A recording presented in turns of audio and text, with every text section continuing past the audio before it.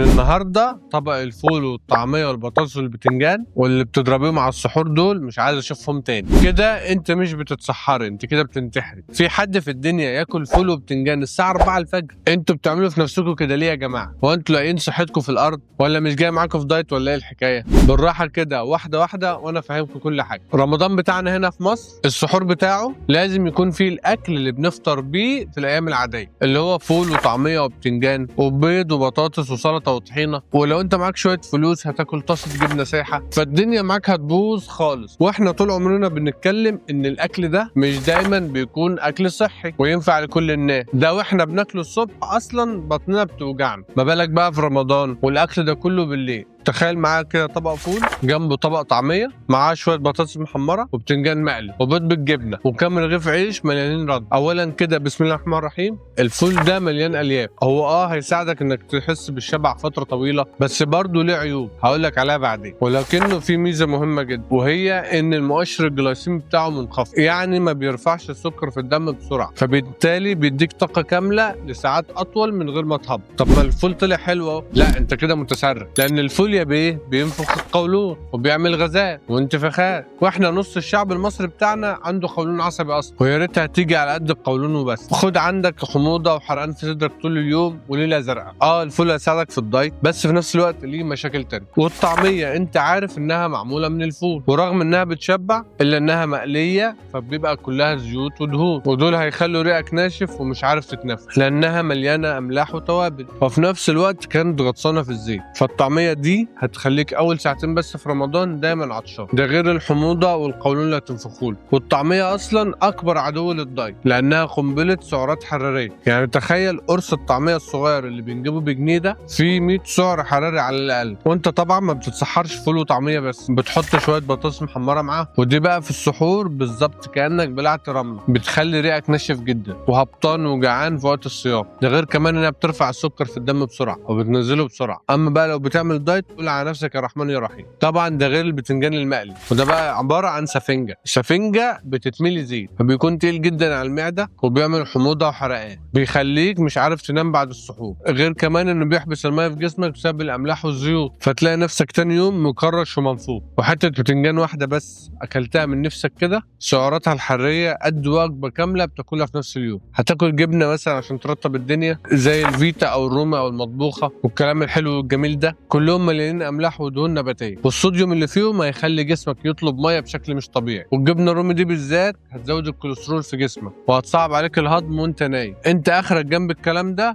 طماطمايه وخيارات متقطعين ترانشات، بس الحقيقي انت محتاج تاكل جبنه زي الجبنه القريش. سيبك من الطماطم خالص، خليك في الخيار والخس والجرجير، دول مش هيخلوك تحس بالعطش خالص. ويا ريت لو تاكل فاكهه، يا سلام بقى لو تاكل زبادي يقدر يظبط معاك الدنيا عشان تقدر تهضم الفول اللي انت اكلته، والقولون عندك ما ينتفخش وتقضيها غازات طول ما انت نايم. والاهم من ده كله بقى لو في وراك صلاه تقوم تصليها. ما تنساش تعمل لايك للفيديو واشتراك للقناه وتفعل زر الجرس. لو عندك اي سؤال اكتبه في الكومنتات. يلا رمضان كريم.